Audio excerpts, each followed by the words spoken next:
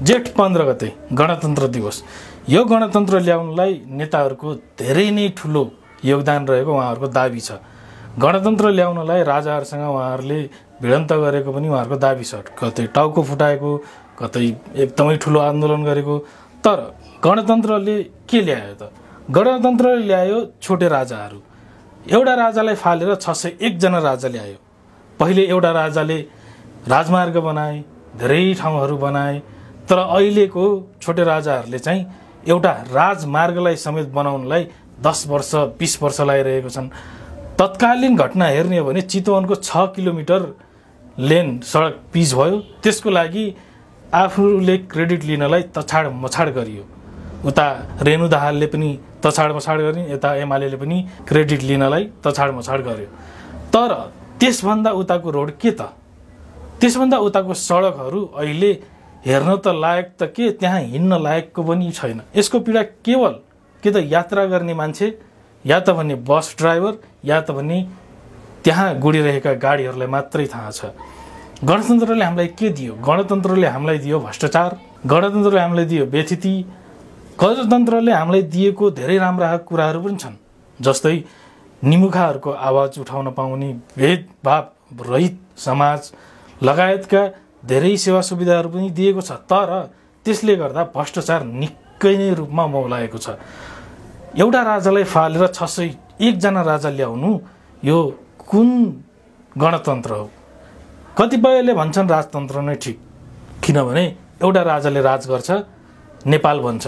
तर अहिले 601 जना राजा भनौँ या छोटे राजा भनौँ, उहाँहरूले देशलाई टुक्रा टुक्रा बाँडेर आफ्नो अनुकूल बनाइरहनु भएको छ। जसले गर्दा यहाँ भ्रष्टाचार त निकै नै मौलाएको छ। स्थानीय स्तरमा हेर्ने हो भने दोहन पनि त्यत्तिकै छ।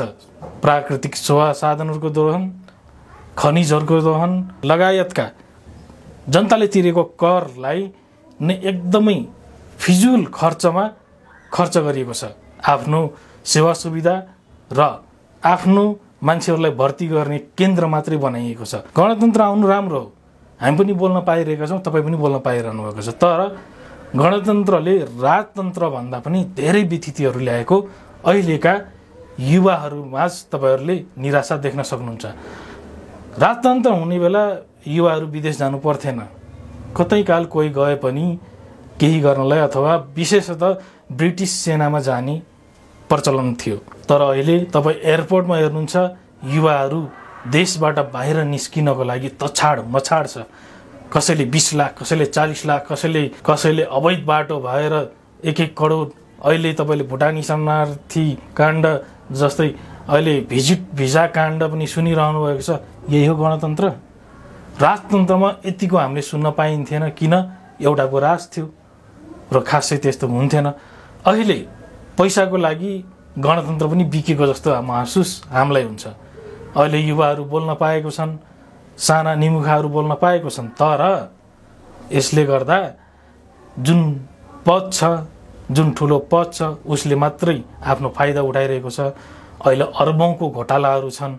अहिले करोडौँको स्थानीय निकायमा पनि करोडौँको घोटाला छन्। तपाईँले साना स्थानीय निकायमा हेर्नुहुन्छ भने 2-3 करोड 4-5 करोडको बजेट हुन्छ, त्यसमध्ये आधीभन्दा बढी टाउकेहरूले नै खाने यहाँ भ्रष्टाचार छ। भ्रष्टाचार यतिसम्म मौलाएको छ कि जुनसुकै सरकार आए पनि यसले भ्रष्टाचार गरेको छैन भन्ने यहाँ प्रष्ट हुन्छ। त्यसैले तपाईँलाई के लाग्छ? राजतन्त्र ठिक हो या गणतन्त्र ठिक हो? राजतन्त्र ठिक हुनेले पनि हाम्रो च्यानल सब्सक्राइब गर्नुहोस्, लाइक गर्नुहोस्, कमेन्ट गर्नुहोस्। गणतन्त्र ठिक हो भन्नेले पनि हाम्रो च्यानल सब्सक्राइब गर्नुहोस्, लाइक गर्नुहोस् र आफ्नो सल्लाह सुझाव राय के छ कमेन्ट बक्समा अवश्य लेख्नुहोस्।